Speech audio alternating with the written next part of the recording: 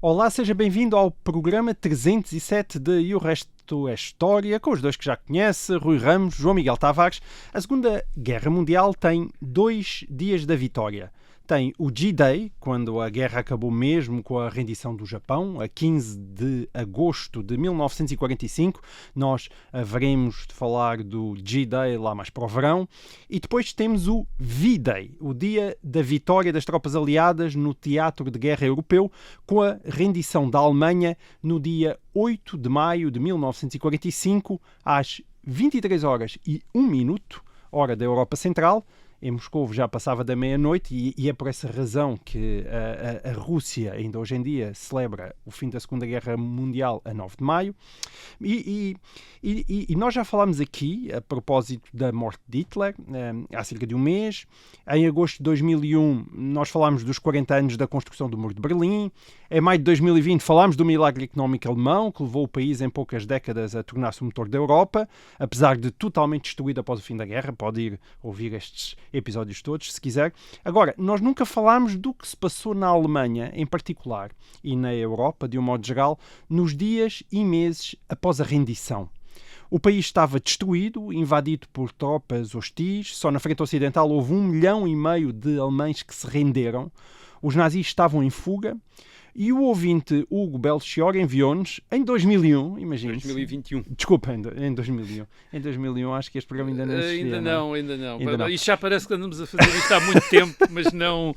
Mas não em 2001. Mas não em 2001. Em 2021, peço desculpa, imagino. Mas ainda assim, nós vamos aos arquivos, 2021, e o ouvinte Hugo Belchior enviou-nos uma pergunta sobre as violações em massa de mulheres alemãs por parte do exército soviético, que continuou mesmo após o fim da guerra, questionando sobre se essas violações massivas, e atenção, estima-se que possam ter sido violadas entre 1 a 2 milhões de mulheres alemãs durante e após a guerra.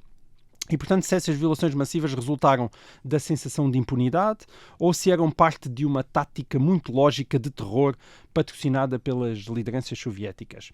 E, ao mesmo tempo, havia restos do exército alemão espalhados por toda a Europa e, em alguns locais, ele nem sequer tinha sido derrotado e detinha ainda o controle do território. Portanto, havia imensa coisa a acontecer ao mesmo tempo. Rui, será que tu consegues orientar-nos durante este episódio, aqui um pouco no meio de toda esta confusão, se a guerra acabou a 8 de maio de 1945, o que é que se passou no dia 9?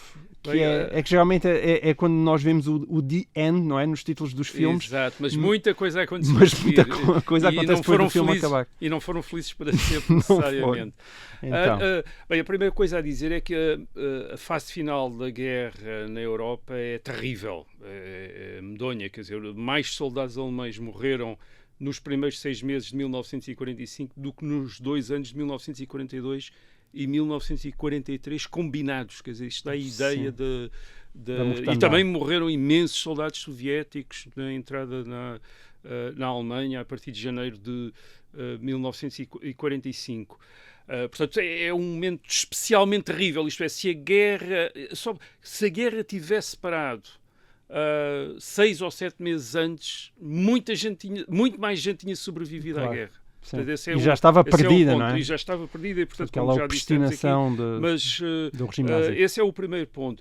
O segundo ponto que é feito pelo ouvinte é que a entrada dos exércitos soviéticos nos territórios ocupados pela Alemanha no leste da Europa, nos Estados aliados da Alemanha, como é o caso da Hungria e da Roménia, e depois na própria Alemanha, é também terrível. Primeiro pela brutalidade dos combates, quer dizer, que são tremendos nestas áreas, uma vez que o exército alemão aqui oferece uma grande resistência até quase ao fim, e depois pelas pilhagens, pelas violações em massa de mulheres, sobretudo da parte do exército soviético e sobretudo das segundas vagas do exército soviético, isto é, a primeira vaga do exército soviético são as tropas de combate, as tropas ofensivas são geralmente mais disciplinadas, até porque estão na frente de combate, portanto não se podem dispersar. Agora, a vaga que vem a seguir de infantaria é muito menos disciplinada e aparentemente tem licença dos seus superiores para, enfim, para exercer represálias, comportar-se da pior maneira possível, como uma prática não apenas de vingança, mas também de intimidação das populações. Portanto, o ouvinte tem razão. O ouvinte tem razão. Intencional, era permitido. Era permitido pelos comandos. A pilhagem, o roubo e as violações. As violações em massa de mulheres. E isso acontece muito especialmente, isto é, ficou marcado na Alemanha. Calcula-se que em Berlim, em 1945, 1/3 das mulheres foram violadas, o que é uma coisa absolutamente incrível. Mais de 100 e tal mil foram atendidas nos hospitais. Calcula-se que cerca de 10 mil cometeram suicídio depois de ter sido violadas, porque não são violadas por um soldado só, são violadas por grupos de soldados, portanto, violações de grupo de soldados, e são mulheres novas, e são mulheres mais velhas, enfim, todo o tipo. Portanto, isto são situações horríveis que tiveram este impacto grande e que corresponde de facto a uma política predatória da parte das autoridades soviéticas. O plano do governo soviético é de alguma maneira compensar as perdas que teve, e que foram terríveis, com a guerra e a ocupação alemã, pilhando a Alemanha e a Europa Oriental. Isto é, por exemplo, eles vão desmantelar fábricas que vão levar para a União Soviética, vão exigir tributos de alimentos e vão deportar milhares de homens, muitos deles prisioneiros de guerra, mas vão deportá-los para a União Soviética como mão de obra. Isto são milhões, quer dizer, são milhões que vão ficar na União Soviética até os anos 50. Até meados dos anos 50, 54, 55 é quando os últimos começam a regressar. Aliás, a brutalidade dos soviéticos, da ditadura comunista russa, não é apenas contra os alemães, polacos e outras populações dos países que vão invadindo e conquistando, mas é também contra os seus próprios nacionais. Cerca de 220 mil prisioneiros soviéticos dos alemães, portanto, soldados soviéticos que tinham sido capturados pela Alemanha e que estavam em campos de prisioneiros ou na Alemanha ou nos países ocupados pela Alemanha, cerca de 220 mil são presos outra vez pelas autoridades soviéticas e internados em campos de concentração na Sibéria. 220 mil. Porque são considerados suspeitos, estiveram em contacto com os alemães e com o Ocidente, se calhar ficaram com algumas ideias sobre o que era viver na Alemanha, já, portanto, diferentes daquelas que, que as autoridades soviéticas lhes tinham dito, e portanto isto é, no dia em que a libertação para eles consistiu em serem presos outra vez e serem levados para a Sibéria. Portanto, são momentos terríveis, e o primeiro ponto talvez a reter aqui é que em maio, portanto em 8 de maio de 1945, a guerra vai acabar no sentido de um confronto militar mais ou menos organizado, porque agora nesta parte final aquilo já era um bocado caótico, mas a guerra acaba no sentido deste confronto militar entre os exércitos aliados e soviéticos de um lado e os exércitos alemães do outro, portanto com a rendição do alto comando alemão. Os aliados e os soviéticos fazem cerca de 10 milhões de prisioneiros de guerra. Os aliados cerca de 8 milhões de prisioneiros alemães e os soviéticos cerca de 2,5 milhões, que é uma quantidade gigantesca de gente, para os quais eles não têm condições de... Mesmo para alimentar, não é?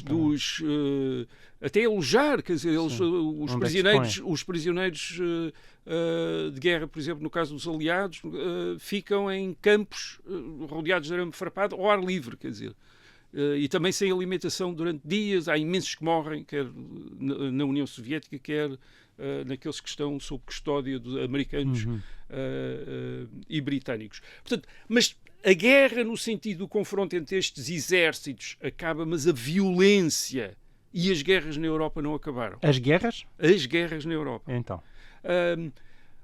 há vários tipos de guerras e de violência continua. Para isso temos de perceber que a Segunda Guerra Mundial correspondeu não apenas a um choque entre potências rivais, a Alemanha, a União Soviética, os Estados Unidos, a Grã-Bretanha, mas também a divisões ideológicas e, podemos dizer, culturais e étnicas dentro das sociedades europeias. E isso teve uma primeira expressão, essas divisões tiveram uma primeira expressão na atitude da população em muitos países perante a ocupação alemã entre 1939 e 1945. Basicamente, entre 1939 e 1945, quase todos os países europeus foram ocupados pela Alemanha, tirando para aí a Suíça, a Espanha, a Grã-Bretanha, obviamente, a Suécia, quer dizer, mas o resto... Parece que Portugal também. Portugal também. O resto foi ocupado, quer dizer, foi ocupado em fases diferentes da guerra. A Itália é um aliado da Alemanha, mas acaba por ser ocupado pela Alemanha a partir de 1943. Também Portanto, já falámos disso aqui. E muita gente nestes países, sob a ocupação alemã, muita gente vai colaborar com os ocupantes.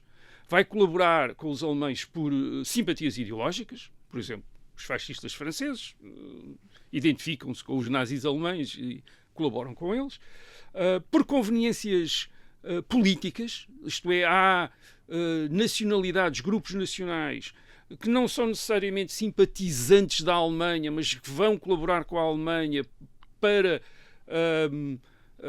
se opor a outros países que os ameaçam. Por exemplo, no caso da Ucrânia, os nacionalistas ucranianos vão colaborar com os alemães contra os comunistas russos.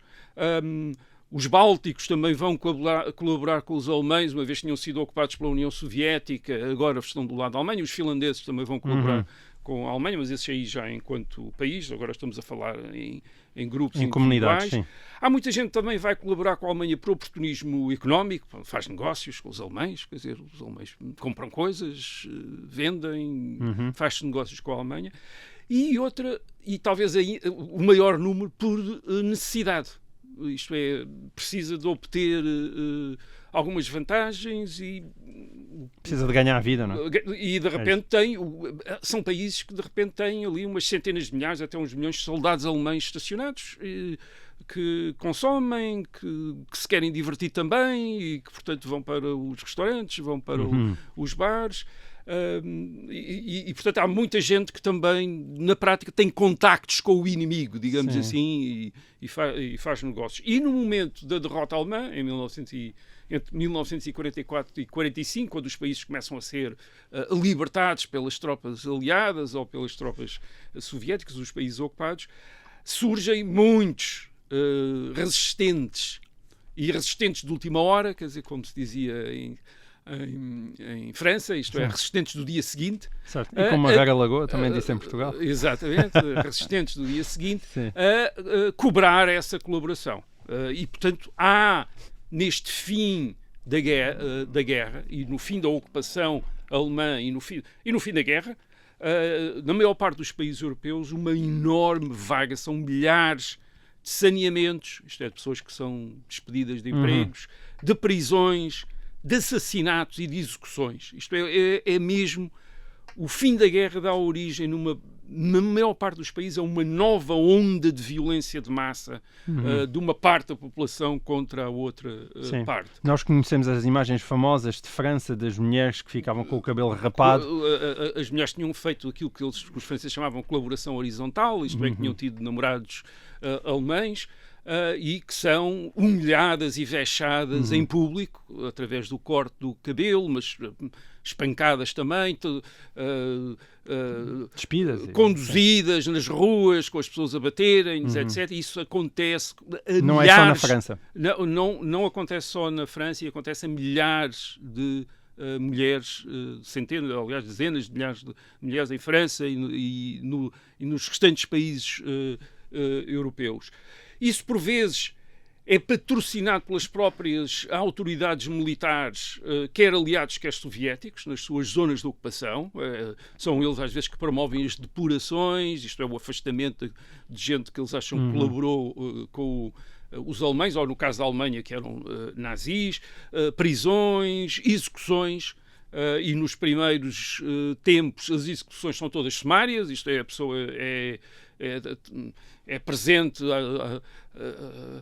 perante autoridades militares, é acusado e, enfim, numa hora é acusado e é fuzilado. E tu estás é uma a dizer coisa muito rápida. Não só nos territórios de domínio soviético, mas também no caso, nos França. territórios também, e na Alemanha, nos casos nos territórios sob ocupação americana e britânica e francesa, também acontece isso nos primeiros tempos.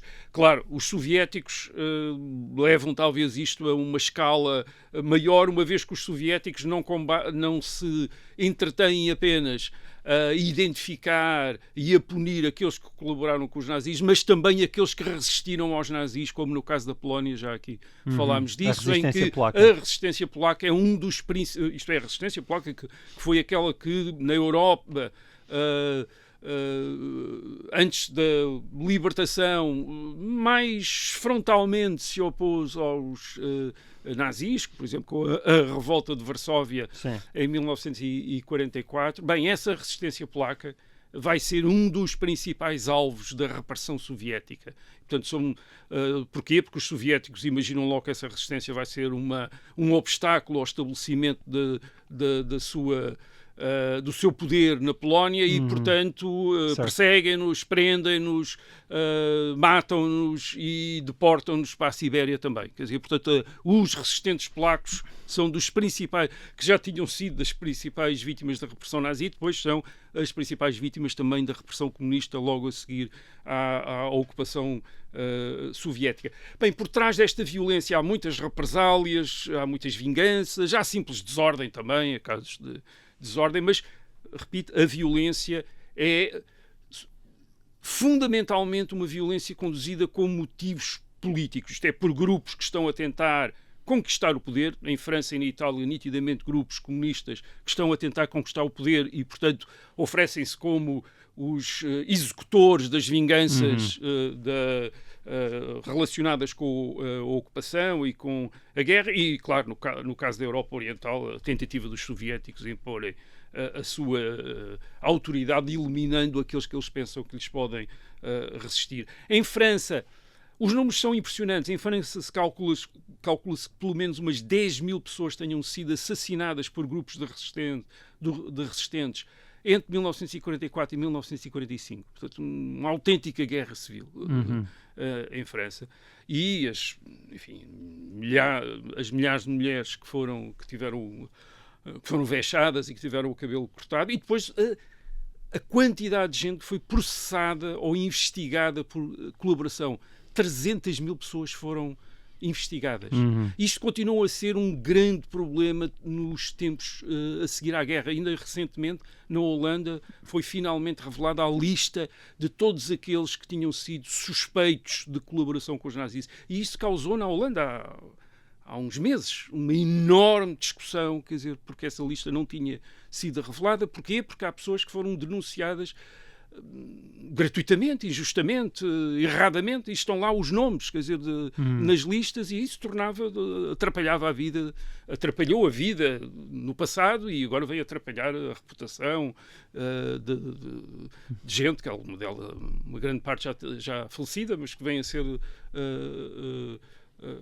enfim, acusada ou suspeita de colaboração. E reparem, está-se a tentar tratar, do ponto de vista da justiça, situações extraordinariamente complicadas. O que era um país como, por exemplo, a Holanda, que está ocupada entre 1940 e 1945, durante 5 anos, e que, em alguns momentos, em 1941, 1942, poderá ter parecido a muita gente que, bem, os alemães estão aqui para ficar, quer dizer, nunca mais se vão embora, quer dizer, não há maneira, a guerra está a favor deles, em 1940, 1941, portanto vamos ter de viver com eles, e portanto estabeleceram-se contactos, e isso tudo vai ser criminalizado a seguir a 1945. Muito bem.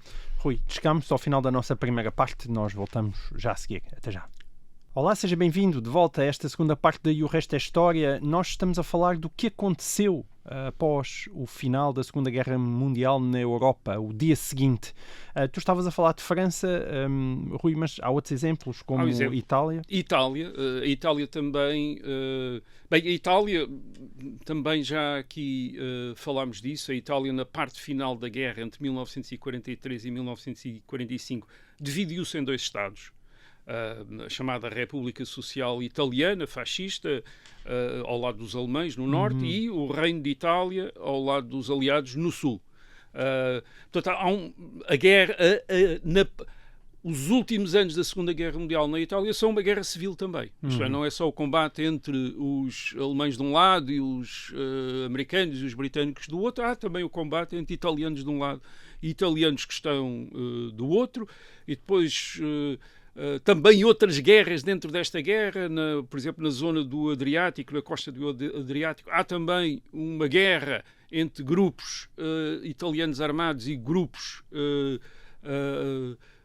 jugoslavos, grupos armados jugoslavos, uma vez que os jugoslavos reivindicam aquela zona que fazia parte da Itália, mas eles acham que deveria fazer parte da Jugoslávia, e portanto há ali uma guerra. Portanto, por exemplo, há comunistas sérvios a fuzilar comunistas italianos, quer dizer, sem camaradagem, sem sentido nenhum de camaradagem, e portanto é também um momento de milhares de assassinatos, prisões, todo o género de violências de um lado e do outro. Na Itália, curiosamente, o que acontece é que há uma... Percebe-se isso, isto é, os próprios italianos percebem que aquilo tinha sido, de ambas as partes, de fascistas e de antifascistas, tinha sido uma coisa extraordinariamente suja. E aquilo que eles fazem... em 31 de julho de 1946, aliás, a assinalar também a passagem da Itália de monarquia para a República, o que fazem é uma amnistia para todos os crimes. Portanto, fascistas e antifascistas, toda a gente é amnistiada. Todos os crimes cometidos até ao dia 31 de julho de 1945, em 1946 são todos amnistiados. Quer dizer, de um lado e do outro... resistentes e colaboradores, etc. Muito toda a gente. Que é para evitar processos.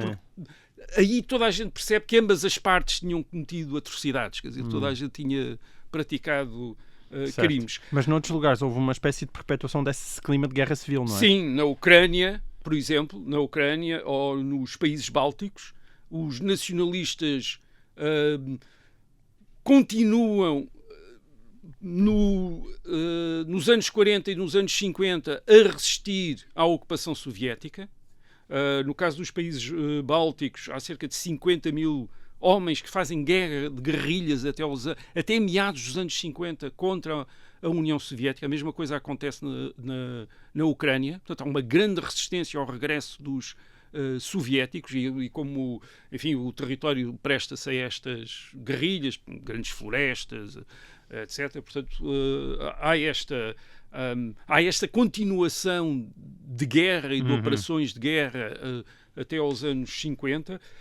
E na Grécia? Na Grécia há uma guerra civil. Há uma guerra civil que começa, enfim, já tinha começado em 44, 45, com choques entre... Portanto, na Grécia o que acontece é há grupos armados comunistas e grupos armados nacionalistas. E em 1946 eles acabam por entrar em confronto entre si, e mais gregos morreram em combate nesta guerra civil entre 1946 e 1949, isto é, cerca de 100 mil, do que tinham morrido na guerra contra os alemães entre 1940 e 41. São cerca de 30 mil, portanto, 3 vezes mais. Portanto, é uma guerra violentíssima. Os nacionalistas são apoiados pelos Estados Unidos e pela Grã-Bretanha, os nacionalistas gregos, e os comunistas gregos são apoiados pela Jugoslávia, mas menos pela União Soviética. Pela União Soviética, Stalin quer respeitar, no caso da Grécia, a divisão da Europa, até para depois poder reivindicar os outros países que caíram sob a sua... foram ocupados pelo exército soviético e que são parte da sua esfera de influência, e portanto, como a Grécia estava previsto ser do outro lado, Portanto, eles acham, enfim, Stalin acha que enfim, é melhor não continuar ali a guerra, mas os jugoslavos, os comunistas jugoslavos, que tinham tomado o poder na Jugoslávia durante bastante tempo, apoiam os comunistas gregos. Portanto, a guerra é uma guerra que não tem esta guerra civil não tem a reputação da Guerra Civil de Espanha dos anos 30, mas é uma guerra que marca imenso a sociedade grega. Isto é, cria divisões que vão continuar ao longo do tempo e cria dramas terríveis. Por exemplo, uma das coisas que ambas as partes fazem, comunistas e nacionalistas, é raptar crianças das zonas do inimigo. A ideia é protegê-las das violências do inimigo, mas de facto o que fazem é criar imensos órfãos. Por exemplo, os comunistas calcula cerca de 30 mil crianças para a Jugoslávia, 30 mil crianças gregas, algumas das quais só vão voltar nos anos 60 e nos anos 70 à Grécia, tendo sido raptadas. E já não são crianças e não conheceram os pais. E além disso, eu há algumas semanas até estava a discutir isto com um amigo bastante culto, e eu falava que tinha havido limpezas étnicas depois da Segunda Guerra Mundial e ele nem sequer tinha muita noção nisso. É uma coisa surpreendente.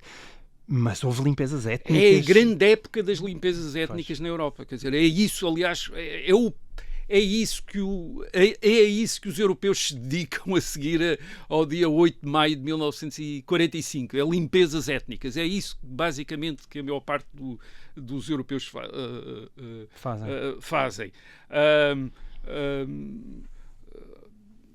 A Alemanha e todos aqueles países que tinham sido seus aliados, como a Itália, a Roménia, a Hungria e a Finlândia, todos estes países perdem territórios, isto é, há partes da Alemanha, partes da Itália, por exemplo, as ilhas do Mar Egeu, uma parte da costa do Adriático. Portanto, há partes da Roménia, há partes da Hungria, há partes da Finlândia que são cedidos aos vencedores ou àqueles que estiveram com os vencedores da Segunda Guerra Mundial. O que é que acontece? É que os territórios são cedidos e os novos proprietários desses territórios, uma das primeiras coisas que fazem é expulsar os nacionais do outro país que viviam nesses territórios. Por exemplo, italianos, já há cerca de 300 mil italianos que são expulsos destas partes da Itália que foram entregues à Jugoslávia e também à Grécia. Várias ilhas no Mar Egeu, que eram italianas e que foram entregues à Grécia, e aquela parte da costa adriática, que também era italiana e que também é entregue à Jugoslávia. A Alemanha perdeu 20% do seu território de 1937, isto é, do território anterior às anexações alemãs a partir de 1938, isto é, portanto, não estamos a contar com a Checoslováquia, nem com a Áustria, nem com a parte da Polónia também anexada pela Alemanha. Portanto, a Alemanha antes de 1937 perde 1/5 do seu território. E a população alemã que vivia nestes territórios que foram, digamos, anexados pelos vizinhos, por exemplo, a Polónia ficou com uma grande parte da Alemanha Oriental. O berço da Alemanha. Sim, a Prússia desaparece, a Prússia, quer dizer, que era um centro da Alemanha. Daí são expulsos cerca de 10 milhões de alemães. Isto é, e são expulsos 10 milhões de alemães de cidades, de terras que tinham sido sempre alemãs.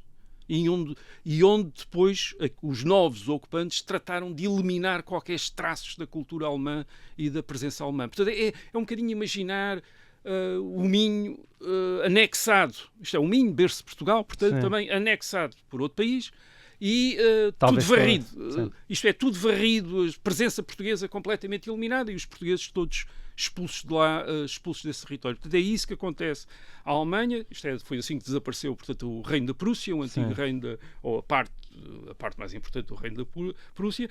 Mas também há outros casos em que não é propriamente por os territórios terem sido ocupados por esses países, isto é pelas autoridades desses territórios terem aproveitado o ambiente, já agora que estamos todos a fazer limpezas étnicas, para também nos livrarmos das nossas minorias étnicas. Por exemplo, a Checoslováquia faz isso. A Checoslováquia aproveita para expropriar e para expulsar a sua minoria alemã. São 3 milhões de pessoas que são expulsas da Checoslováquia para a Alemanha. Estou a falar das expulsões de alemães, mas, por exemplo, os polacos que expulsam alemães para o Ocidente são, por sua vez, também expulsos da Ucrânia pelos soviéticos. Cerca de 2 milhões de polacos também são expulsos. Portanto, há trocas de população, isto é, aos limpezas, milhões. aos milhões.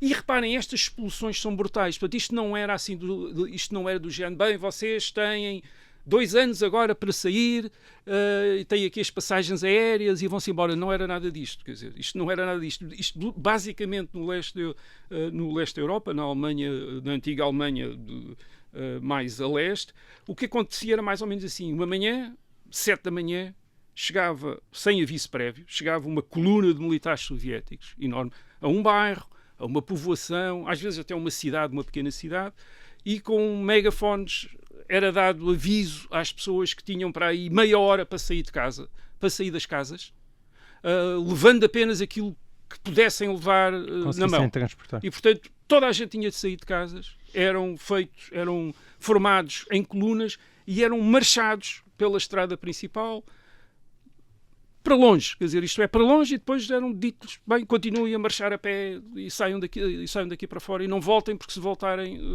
são todos abatidos. Portanto, estas eram as expulsões, era assim que as pessoas eram expulsas. Isto é, uma manhã acordavam, eram metidos na rua e perdiam tudo. E eram postos na estrada. Portanto, o aspecto da Europa em 1945 é, não apenas por causa de... Enfim, há imensas deslocações de população, porque a população durante a guerra também se deslocou. Por exemplo, na Alemanha abandonou as cidades que estavam a ser bombardeadas pelos aliados e foi para os campos. Portanto, há muita gente deslocada. Há também muitos soldados que estavam deslocados no sentido em que estavam, enfim, noutros, em serviço militar noutros países, até ao fim da guerra. Destruídas, como é evidente, há tudo destruído. Portanto, o aspecto da Europa em 1945 é, com estas limpezas étnicas depois, é o de milhões de pessoas, milhões, quer dizer, não são, em movimento nas estradas, na maior parte dos casos a pé, na maior parte dos casos são grandes multidões de mulheres e de crianças, porque os homens são prisioneiros de guerra ou estão no serviço militar e, portanto, são mulheres e crianças, com pequenas malas, com pequenos, enfim, com pouca coisa que conseguiram transportar, a caminhar pelas estradas. Às não vezes, havia comboio, não havia combustível, não é? Não há, os comboios ou não estão a funcionar, ou porque estão danificadas as linhas férreas, ou porque não há combustível, ou porque estão requisitados pelos exércitos e estão completamente dedicados a missões militares, a mesma coisa com os automóveis, portanto também não é servido. E depois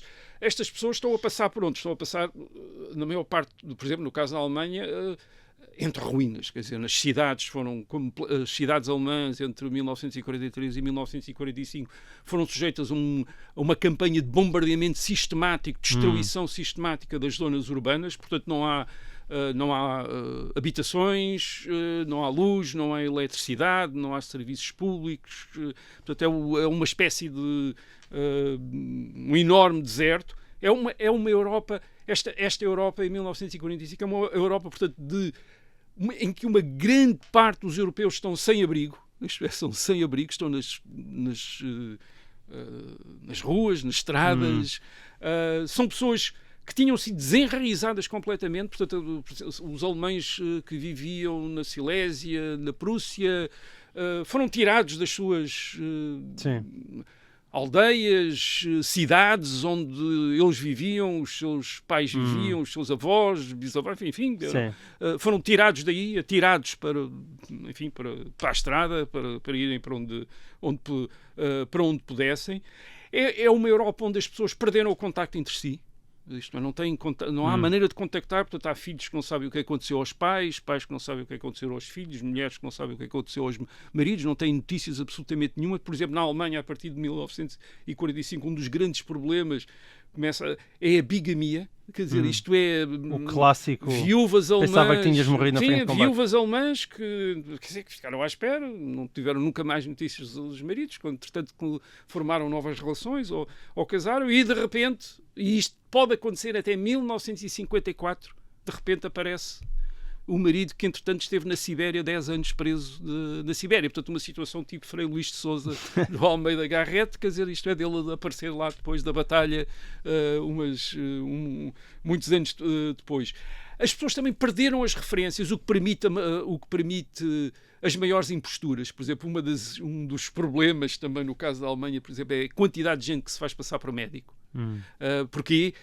Porque há muitos auxiliares de hospitais militares que eram auxiliares e que depois de 1945 perdi tudo, quer dizer, não vão dizer, porque é que dizer que é auxiliar? Posso dizer que fui médico. Foi médico, sim.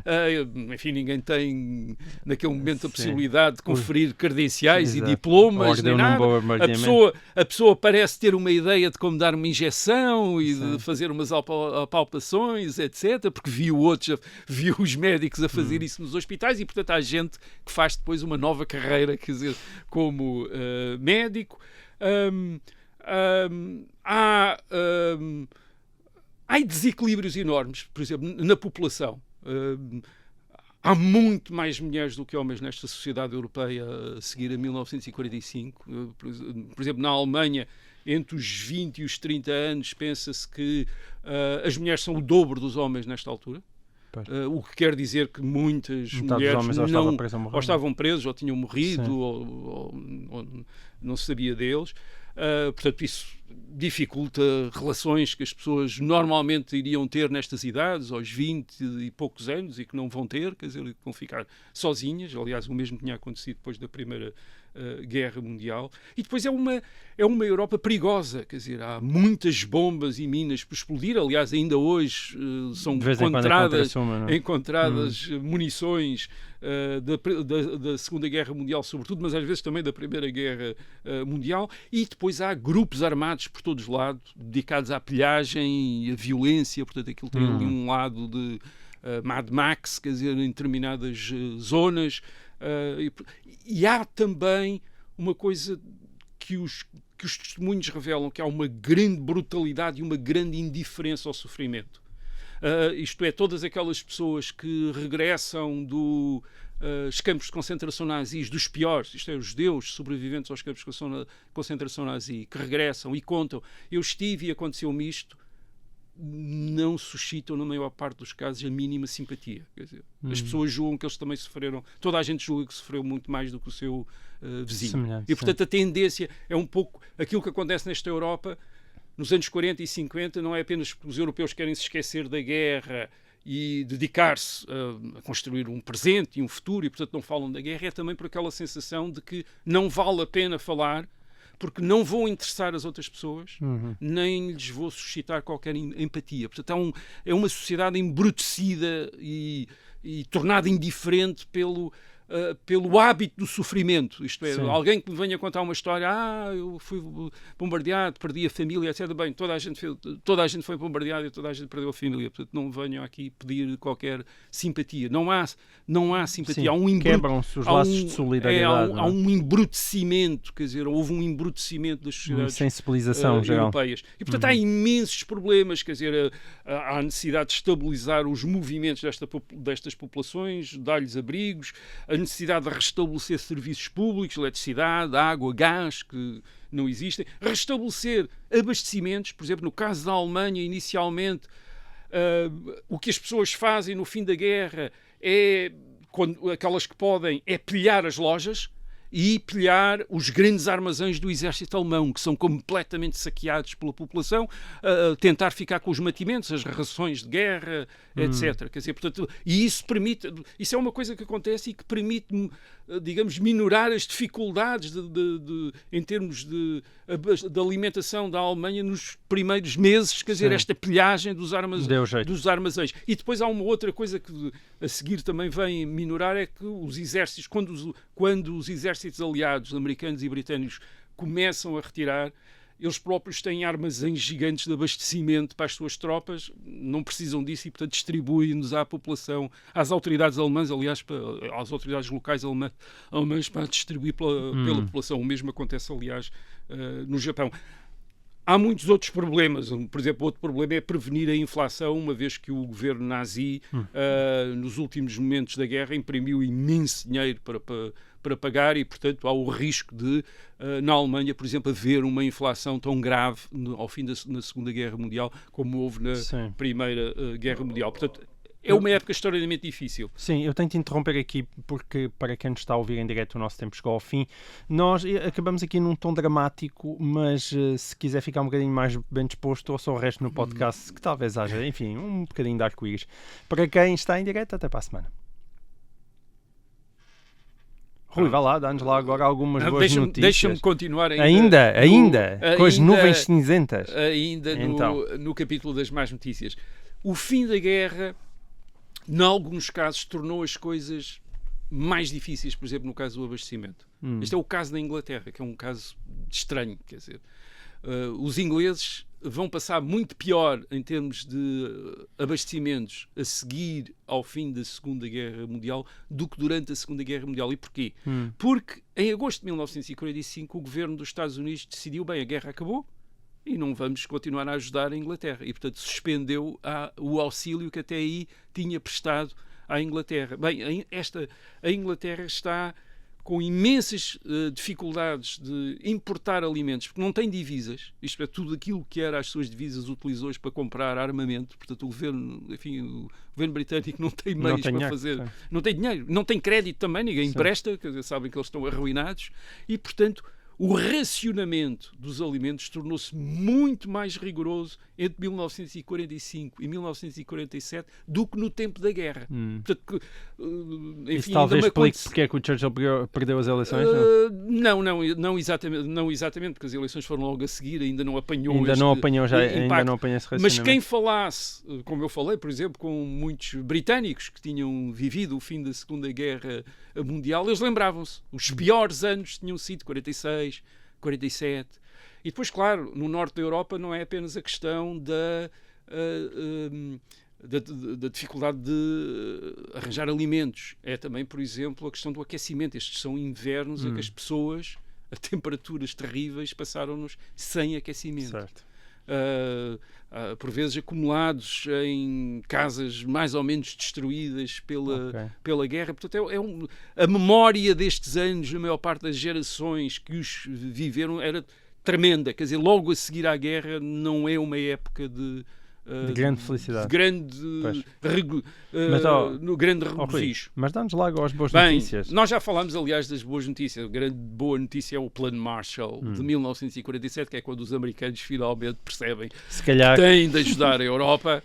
E, portanto, o Plano Marshall, como já falámos aqui dele, é uma ajuda imediata em alimentos e combustíveis. Isto é, os americanos criam créditos aos países europeus para eles poderem comprar, sobretudo nos Estados Unidos, alimentos e combustíveis, e é também, claro, o princípio de uma reconversão da economia europeia, de acordo com os princípios de gestão e de acordo com a tecnologia americana também. Portanto, há uma modernização da economia europeia a partir de 1947 no quadro do Plano Marshall. E depois, claro, também o Plano Marshall permite consolidar e desenvolver as bases da cooperação e da integração europeia. Isso é talvez é ali que começa verdadeiramente a integração europeia com o Plano Marshall. Os Estados Unidos, nesse momento, percebem que têm de ter um papel decisivo na ordenação da Europa. Isto tem muito... Há também o nascimento da Guerra Fria, não é? Sim, isto tem muito a ver com a Guerra Fria, obviamente. A partir de 1948, isto é, a noção de que a Europa está dividida em dois blocos e que essa divisão depois vai repercutir-se no resto do mundo. Isso torna-se notório quando os comunistas tomam o poder na China em 1949. Churchill, sempre a ter razão antes do tempo, já em 5 de março de 1946, aliás, nos Estados Unidos, tinha falado da cortina de ferro que tinha caído no meio da Europa a separar o leste do o Ocidente, e a partir de 1948, quando a União Soviética instala um poder comunista na Checoslováquia, a Checoslováquia devia ser neutral, torna-se uma ditadura comunista, e depois quando a União Soviética também cerca Berlim Ocidental, isto é, a metade da capital alemã que estava sob a ocupação dos aliados, também já falámos aqui disso, a União Soviética tenta, enfim, forçar os aliados para fora de Berlim através do cerco, e a partir daí é notório para os Estados Unidos que há um confronto, não apenas na Europa, mas no resto do mundo, com a União Soviética, e que tem de organizar aquela parte do mundo que está do lado dos americanos. Sim. E uma das principais consequências disso é a mudança da política americana em relação à Alemanha. A Alemanha, no fim da guerra, está dividida em 4 zonas de ocupação, portanto, uma zona soviética a leste e depois 3 zonas americana, britânica e francesa a ocidente. E, portanto, a Alemanha deixou de ter governo próprio, deixou de ter representações diplomáticas. Por exemplo, a embaixada alemã aqui em Lisboa foi tomada pelos Estados Unidos, foi durante depois muito tempo a embaixada dos Estados Unidos, hoje é a embaixada da China, era a embaixada alemã. Na Alemanha, portanto, os aliados informaram os vários países de que a Alemanha deixou de existir como país e, portanto, não tem representações diplomáticas e, portanto, tomaram posse de todos os bens da Alemanha no exterior. Portanto, inicialmente, o objetivo dos aliados, tal como o dos soviéticos, é enfraquecer a Alemanha. É tirar capacidade industrial da Alemanha, portanto, o objetivo até é reduzir a capacidade industrial da Alemanha para metade do que tinha sido em 1938. Uma das coisas que quer aliados, quer soviéticos fazem é tirar todas as patentes industriais que a Alemanha tem, que os alemães têm. Portanto, é tudo isso, portanto, as patentes de invenções, etc. Tudo isso é apropriado pelos Estados Unidos e pela União Soviética, portanto, deixa de ser alemães, e tirar da Alemanha tudo aquilo que são cientistas importantes. Só os Estados Unidos tiram da Alemanha 1.600 cientistas. Isso depois da guerra, não é? Depois, não, claro, não estás a contar com os que foram todos antes, não é? Que esses também foram muito Não, importantes. eu estou a dizer, isto é gente que é tirada depois da guerra. Isto é, sim. no caso da União Soviética, eles levam os cientistas e as suas famílias, depois de 1945, isto é, há equipas para identificar cientistas alemães, e eles são digamos, detidos e levados para a União Soviética com as respectivas famílias. São dezenas de milhares de pessoas, quer dizer, que são levadas assim. Portanto, o objetivo é fazer regressar a Alemanha a uma espécie de país rural. Quer dizer, isto é, a única coisa que há ali na Alemanha é camponeses, vacas, e eles não têm mais nada. Porquê?